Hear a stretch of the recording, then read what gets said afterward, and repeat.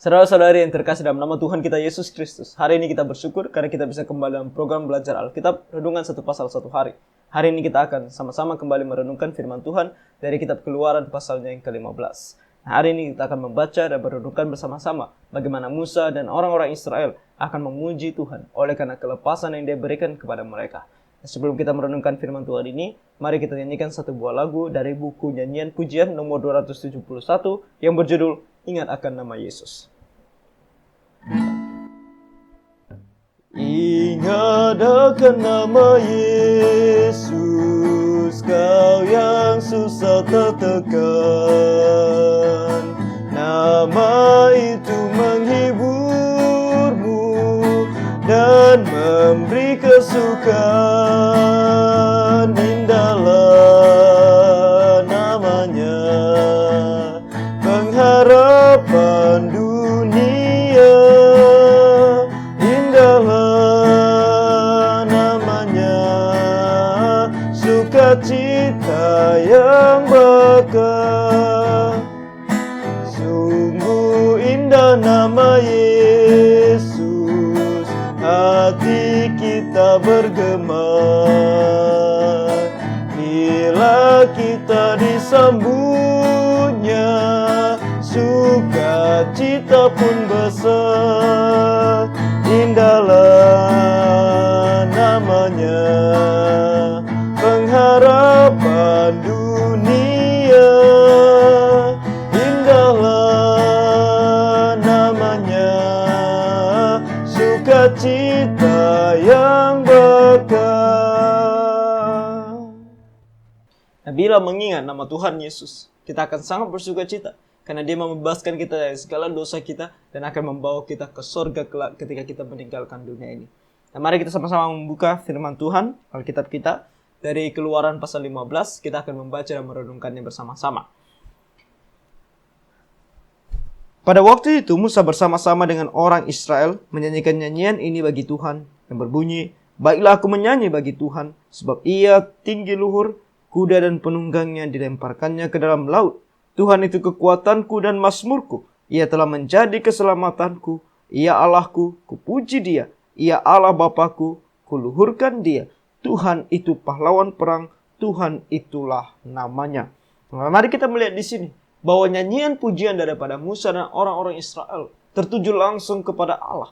Dan ini untuk memuji dan memuliakan nama Allah semata-mata. Kita akan melihat di sini bahwa tidak ada satupun kredit yang diberikan kepada manusia, bahkan kepada Musa yang memimpin orang Israel keluar dari tanah Mesir, tetapi hanya kepada Allah saja. Dan di sini dikatakan bahwa Tuhan itu Ia tinggi luhur, kuda dan penunggangnya dilemparkannya ke dalam laut. Nah, ini maksudnya adalah bahwa Tuhan adalah yang begitu sempurna di dalam hal yang Dia lakukan. Dan di sini dikatakan kuda dan penunggangnya adalah kuda dan penunggangnya orang Mesir.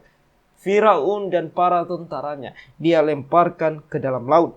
Di sini tema dari pujian mereka adalah bahwa Tuhan itu kekuatan mereka. Tuhan kekuatanku dan mazmurku. Kekuatan di sini adalah sumber daripada kekuatan mereka, dan mazmur di sini adalah tema dari pujian mereka. Jadi mereka berkata bahwa tema dari pujian mereka atau apa yang mau mereka pujikan kepada Allah hanya satu, yaitu bahwa Allah adalah Tuhannya mereka. Dan di sini dikatakan Ia telah menjadi keselamatanku. Dia menyelamatkan aku dari musuhku. Dia menyelamatkan aku keluar dari tanah perbudakan. Dan sekarang Dia adalah Allahku. Ia Allahku, kupuji Dia. Ia Allah Bapakku, kuluhurkan Dia.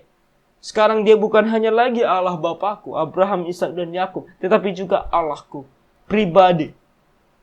Jadi di sini jelas dikatakan oleh firman Tuhan, jelas sekali apa yang dimazmurkan pada Musa dan orang Israel, yaitu bahwa Dia adalah Allah. Jadi jelas mereka di sini menggunakan kata yang juga dipakai oleh bangsa-bangsa lain, yaitu Elohim, Allah, yang sangat umum digunakan. Tapi mereka menggunakannya untuk menyatakan kepada semua orang bahwa ini adalah Allah yang benar. Yang kemudian mereka menyebutnya sebagai Yahweh. Ayat 3, Tuhan itu pahlawan perang. Tuhan itulah namanya, pahlawan perang. Ketika perang terjadi, Dia adalah Allah yang membela kami. Dan Dia tidak lain dan tidak bukan adalah Yahweh. Dan Dia tidak lain dan tidak bukan adalah Tuhan Yesus. Kita melihat di pasal 14 bahwa yang bekerja atau yang berperan di dalam peperangan ini adalah tiang awan dan tiang api. Dan itu adalah gambaran daripada Allah. Kita membaca di pasal 13. Dan jelas sekali di pasal 14 dikatakan bahwa itu adalah malaikat Tuhan. Yang kita tahu di dalam kitab Kejadian, kita belajar bahwa malaikat Tuhan itu tertuju kepada pribadi kedua dari Allah Tritunggal, yaitu Tuhan Yesus sendiri. Jadi saudara, yang bekerja di sini adalah Allah. Dan Allah itu tidak lain dan tidak bukan adalah malaikat Tuhan yang disebutkan di dalam kitab Perjanjian Lama ini, yang kita tahu itu adalah Tuhan Yesus. Di sini kita melihat bahwa Tuhan Yesus adalah pembelanya bangsa Israel dan tidak berbeda dengan kita. Tuhan Yesus adalah pembela kita. Dalam hal apa? Nah, gereja tidak berperang secara fisik, tetapi dia adalah pembela kita secara rohani.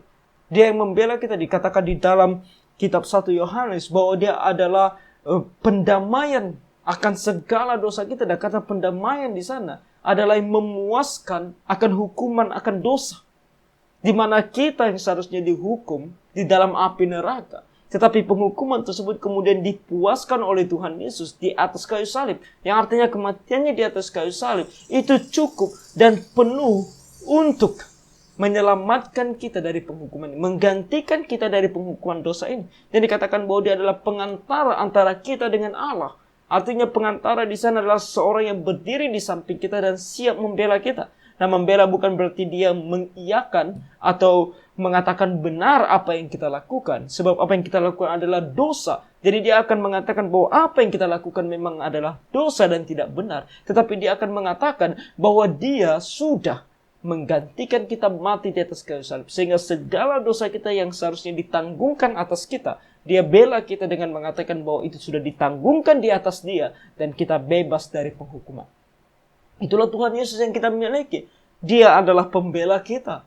Di sini dikatakan bahwa dia adalah pahlawan perang secara fisik dan juga secara rohani. Dia yang mengalahkan maut bagi kita. Dan kita tahu di masa yang akan datang ketika Tuhan Yesus datang kembali, langit dan bumi yang kita kenal sekarang yang begitu memberontak terhadap Allah, kita tahu akan dia musnahkan. Dia akan betul-betul datang sebagai seorang raja yang akan berperang. Kita akan membaca itu di dalam kitab Wahyu, kitab terakhir daripada Alkitab. Nah, sebelum sampai ke sana, mari kita membaca supaya kita tahu karakter Tuhan dan apa yang dia inginkan di dalam kehidupan kita. Sehingga kita bisa sama seperti Musa dan orang Israel, bisa memuji Tuhan karena kita mengenal dia. Dan dia bukan lagi Allahnya Abraham dan Ishak dan Yakub, bukan lagi Allahnya Abraham dan orang Israel, tetapi Allahnya kita secara pribadi. Sini dikatakan di ayat 4, kereta Firaun dan pasukannya dibuangnya ke dalam laut, para perwiranya yang pilihan dibenamkan ke dalam laut Teberau. Dia memberitakan secara spesifik apa yang sudah dilakukan oleh Tuhan, yaitu dia melemparkan Firaun dan tentaranya. Kita tahu di sini bahwa Firaun pun ikut meninggal dunia. Dia mati di dalam air laut Teberau.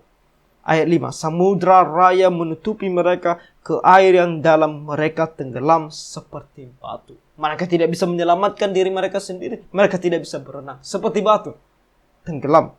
Ayat 6, tangan kananmu Tuhan mulia karena kekuasaanmu, tangan kananmu Tuhan menghancurkan musuh. Nah, tangan kanan di sini adalah sebuah simbol akan kekuatan. Di dalam Alkitab kita akan melihat bahwa itu akan selalu menjadi simbol akan kekuatan. Tangan kanan. Jadi di sini dikatakan dengan kekuatanmu, dengan kuasamu, engkau mulia. Mulia. Jadi apa yang dilakukan Tuhan di masa yang lalu? Ketika kita membaca firman Tuhan ini, kita melihat bagaimana dia nanti membela bangsa Israel. Bagaimana bangsa-bangsa lain tidak ada apa-apanya di hadapan Tuhan. Semuanya itu bertujuan cuma satu. Untuk kemuliaan namanya. Ketika kita membaca, nanti kita akan membaca sejarah tentang bagaimana Tuhan akan membawa orang Israel masuk ke tanah Kanaan. Dan semua bangsa-bangsa yang coba melawan mereka, tidak ada apa-apanya di hadapan Tuhan. Dan Tuhan akan bekerja dengan luar biasa.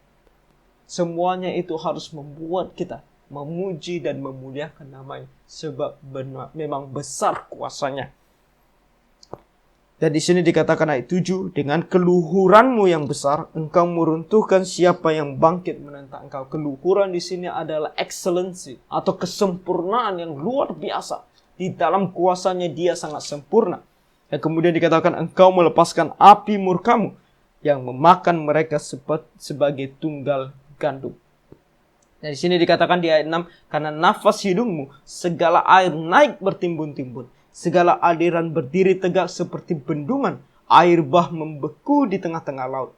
Kata musuh, aku akan mengejar, akan mencapai mereka, akan membagi-bagi jarahan. Nafsuku akan kulampiaskan kepada mereka, akan kuhunus pedangku, tanganku akan melenyapkan mereka. Engkau meniup dengan taufanmu, laut pun menutupi mereka, sebagai timah mereka tenggelam dalam air yang hebat. Siapakah yang seperti engkau di antara para Allah ya Tuhan? Siapakah seperti engkau, mulia karena kekudusanmu, menakutkan karena perbuatanmu yang masyhur, engkau pembuat keajaiban. Saudara-saudara, apa yang dikatakan di sini? Ini harus memberikan kita dua hal. Pertama, kita memuji Tuhan. Sebab Tuhan adalah Allah yang begitu luar biasa. Allah yang kita percaya adalah Allah yang begitu luar biasa. Kita melihat hanya dengan nafas hidungnya, tadi dikatakan di ayat ke-8. Nafas hidungnya. Demikianlah digambarkan betapa mudahnya Tuhan menghancurkan mereka. Nafas hidung. Dia hanya gitu saja, mereka semua mati. Dan kematian mereka itu dengan sebuah air laut yang terbelah dan kemudian bangkit seperti samudra yang menggelamkan mereka. Pasukan Mesir yang pada saat itu adalah pasukan yang begitu kita katakan mungkin zaman sekarang modern pada masa itu. Dengan peralatan mereka yang begitu canggih pada saat itu tenggelam. Hanya dengan nafas hidungnya Tuhan. Jadi kita memuji Tuhan. Karena Allah yang kita percaya adalah Allah di atas segala Allah. Karena tadi dikatakan bahwa siapakah yang seperti engkau di antara para Allah ya Tuhan. Mesir mempunyai Allah mereka dan mereka mempunyai banyak Allah.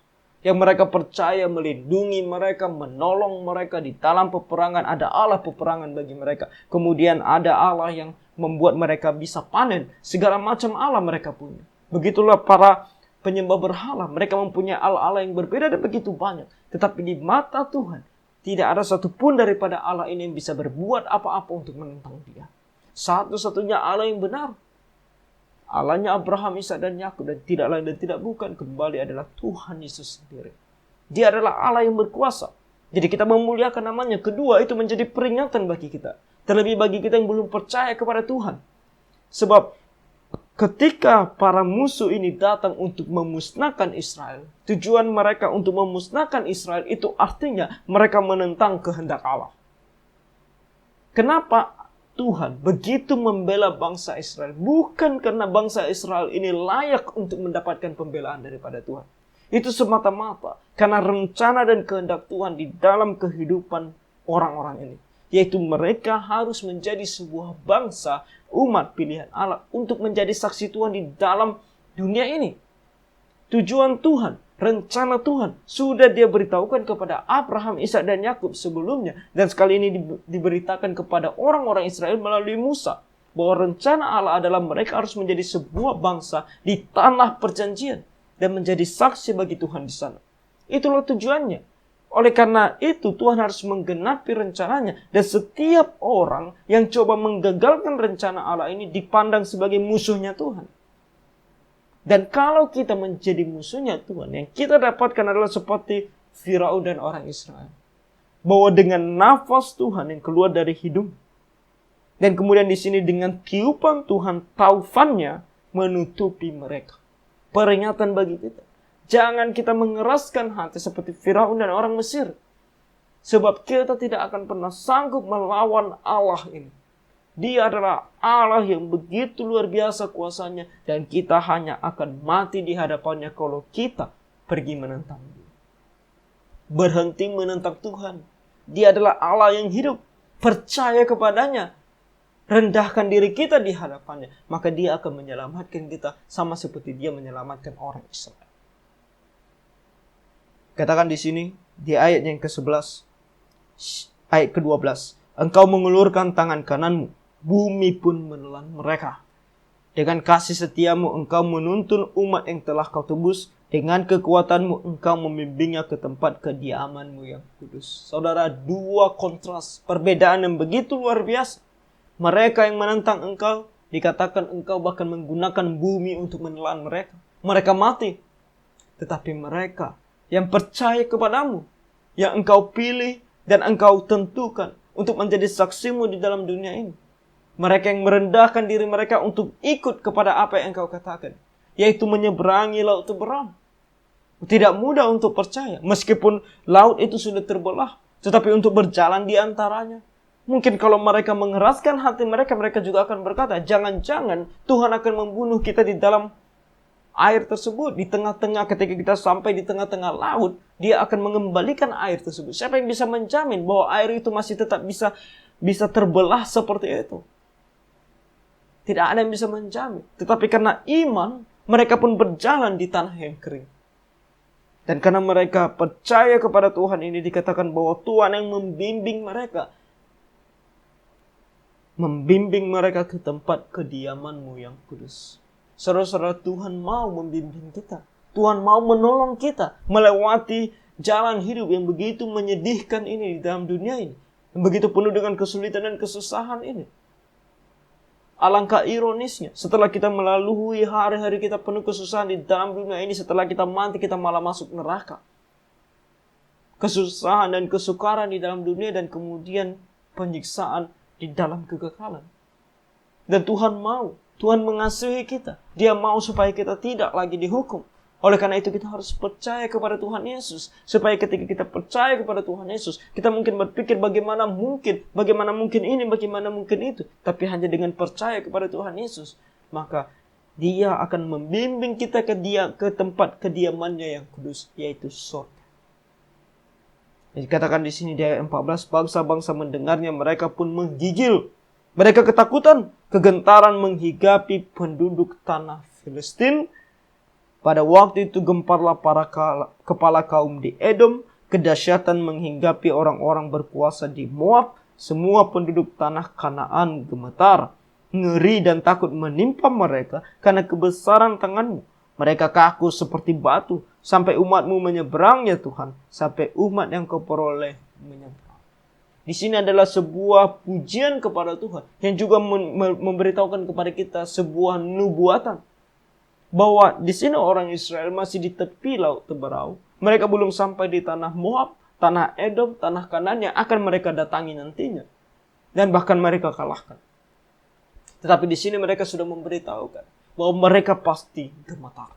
Sebuah kepercayaan diri yang datang daripada Tuhan. Bukan kepercayaan kepada kekuatan diri sendiri, tetapi percaya bahwa Tuhan akan melakukan hal yang sama kepada bangsa-bangsa yang akan ada di hadapan mereka. Ini adalah sebuah pernyataan iman daripada mereka. Memuji nama Tuhan dan memberitahukan tentang apa yang dirasakan oleh negeri-negeri lain. Dan nanti kita akan lihat ketika bangsa Israel memasuki tanah-tanah tersebut, mereka akan mengungkapkan betapa mereka gemetar ketika mendengar bahwa Tuhan membawa orang Israel keluar dari tanah Mesir dengan tangan yang kuat. Di sini dikatakan di ayatnya yang ke-17, Engkau membawa mereka dan Kau cangkokkan mereka di atas gunung milik-Mu sendiri, di tempat yang telah Kau buat kediaman-Mu, ya Tuhan, di tempat kudus yang didirikan tangan-Mu, ya Tuhan. Tuhan memerintah kekal selama-lamanya. Jadi Tuhan sendiri membawa mereka ke tanah yang Tuhan inginkan, di mana mereka berada. Mencangkokkan mereka di sana.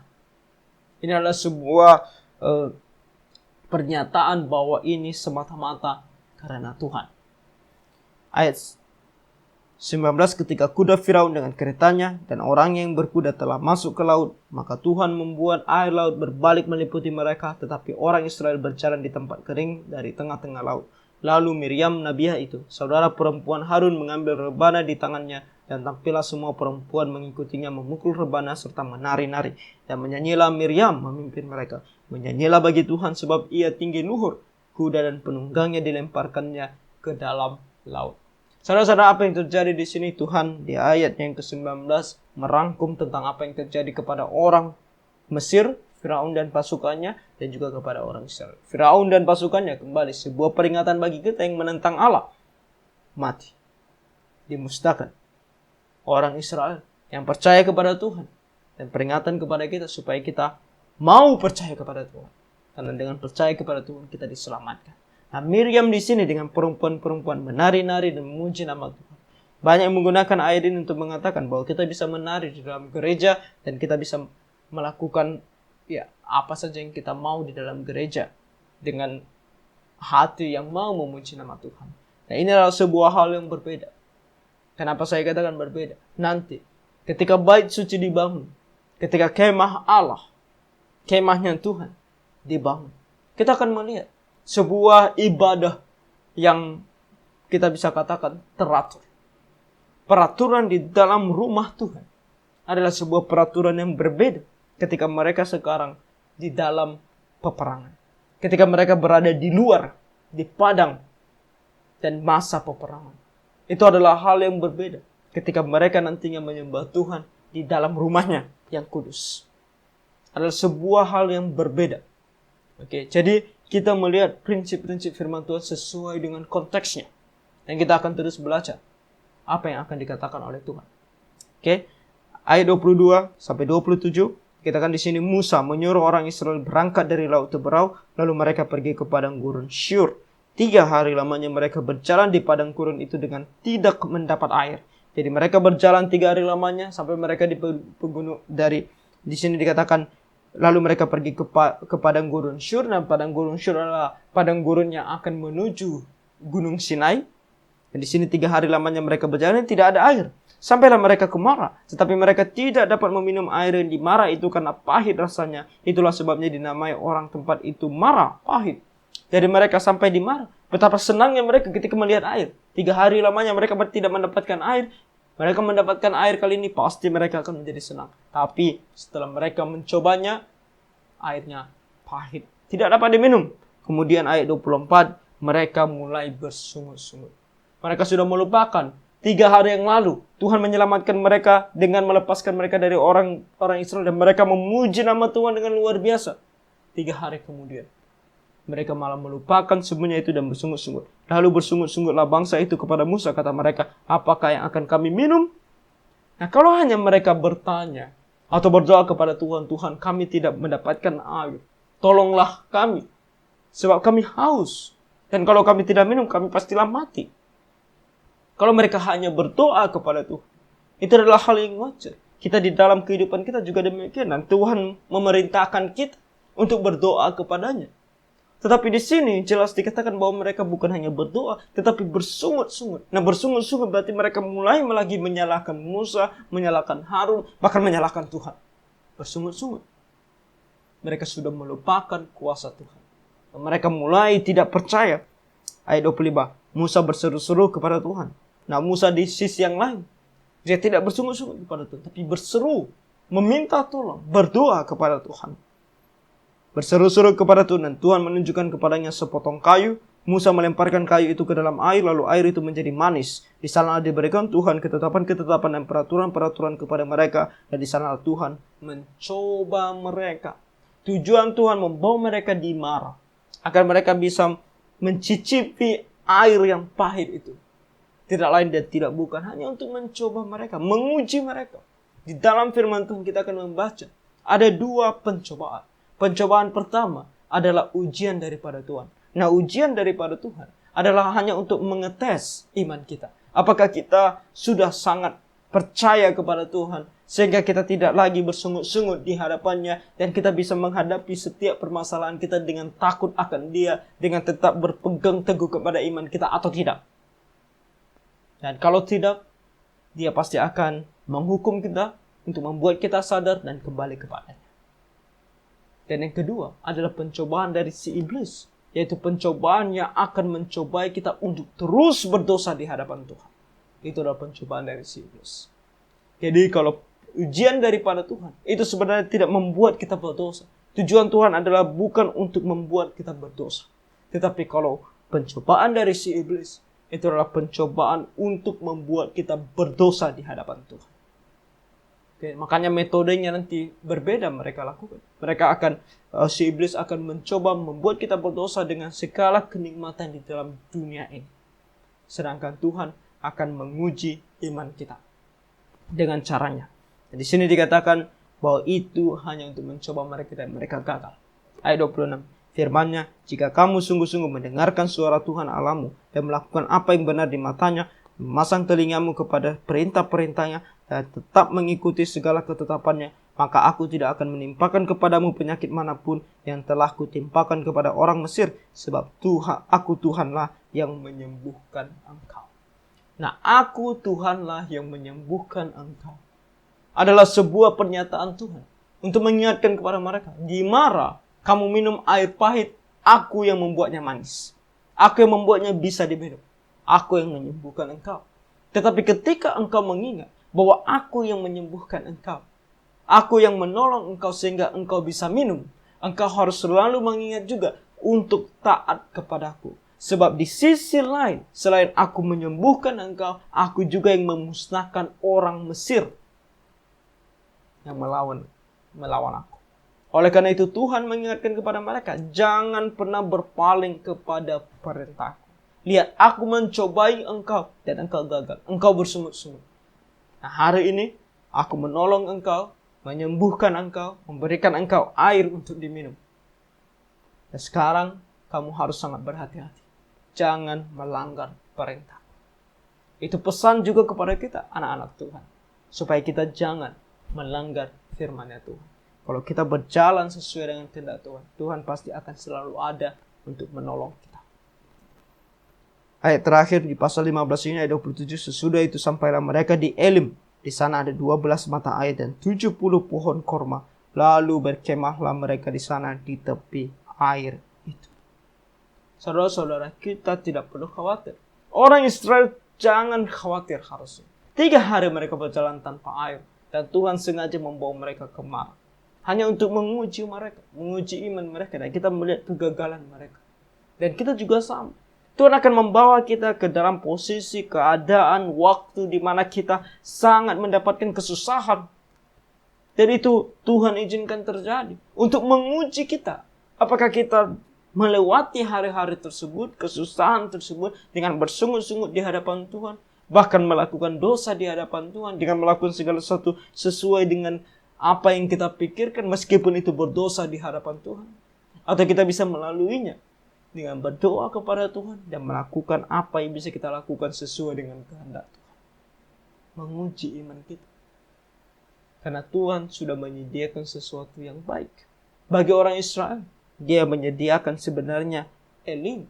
Kalau mereka bisa melewati ujian tersebut, tentu mereka sampai di Elim dengan sangat bersyukur kepada Tuhan. Dan Tuhan pasti tidak mengatakan hal-hal yang jahat tentang mereka. Tuhan pasti akan sangat senang kepada mereka. Dan dengan sangat senang Dia akan membawa mereka ke Elim. Karena di sanalah ada 12 mata air dan 7 pohon korma untuk mereka makan.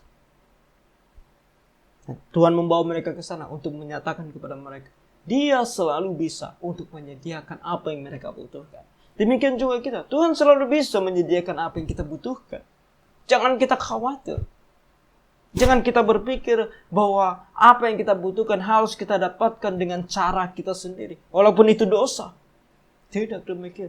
Tuhan itu bisa menyediakan apa yang kita butuhkan. Kita hanya perlu melakukan apa yang sesuai dengan firman-Nya. Walaupun terkadang ketika kita melakukan apa yang sesuai dengan firman-Nya, yang kita dapatkan kecil. Tetapi Tuhan bisa menyediakan bagi kita yang cukup bagi kita. Yang kecil itu pun bisa menjadi besar di dalam kehidupan kita. Bukan berarti kalau Tuhan menolong kita, kita harus selalu mendapatkan kekayaan. Tidak demikian. Tetapi bahkan di dalam kemiskinan, itu cukup bagi kita. Kalau kita tahu bahwa itu yang disediakan Tuhan bagi kita. Kalau kita bisa percaya kepada Tuhan dan memuji Dia. Bahkan di dalam hal yang kecil tersebut. Nah, Tuhan sudah menyediakan kepada kita yang jauh lebih baik. Di dalam firman Tuhan selalu dikatakan apa yang lebih baik daripada surga tidak ada. Itu adalah hal yang jauh lebih baik bagi kita. Hidup di dalam dunia ini hanya untuk melayani Tuhan, bersaksi bagi Dia, dan melewati setiap ujian yang Dia berikan dengan sempurna. Dengan penuh iman, percaya kepadanya, dan Dia akan menuntun kita selamanya. Jadi itu yang kita lihat di dalam puji-pujian Musa dan orang Israel, dan apa yang terjadi di Mara, dan sesampainya mereka di Elim. Kita akan melihat Tuhan akan menyediakan mereka mana. Makanan yang disebut sebagai mana. Kita akan membaca itu di dalam pasal ke-16. Jadi itu renungan kita hari ini. Kiranya Tuhan menolong kita semua untuk terus belajar firman Tuhan. jangan jemu-jemu, jangan bosan untuk belajar firman Tuhan. Karena banyak hal yang akan kita pelajari, banyak hal yang akan membuat kita tersadar tentang karakternya Tuhan, tentang apa yang harus kita lakukan di dalam kehidupan kita sehari-hari. Jadi bagi kita terberkati dengan firman Tuhan ini, jangan terberkati hanya hari ini. Hari-hari berikutnya masih banyak berkat yang kita dapatkan daripada firman Tuhan. Dan kalau kita merasa kita bertumbuh di dalam iman kita kepada Tuhan karena pembelajaran daripada firman Tuhan ini, jangan berhenti berdoa karena Tuhan menolong supaya pembelajaran firman Tuhan ini terus berlanjut. Dan kita juga bisa men-sharingkannya kepada teman-teman kita, orang-orang yang kita tahu belum percaya kepada Tuhan atau sudah percaya kepada Tuhan. Kita bagikan kepada mereka, kita beritahukan kepada mereka bahwa ada program pembelajaran Alkitab, sehingga kita semua bisa sama-sama bertumbuh di dalam iman dan percaya kita kepada Tuhan. Jadi kiranya Tuhan menolong kita semua, Tuhan memberkati. Maka jiwa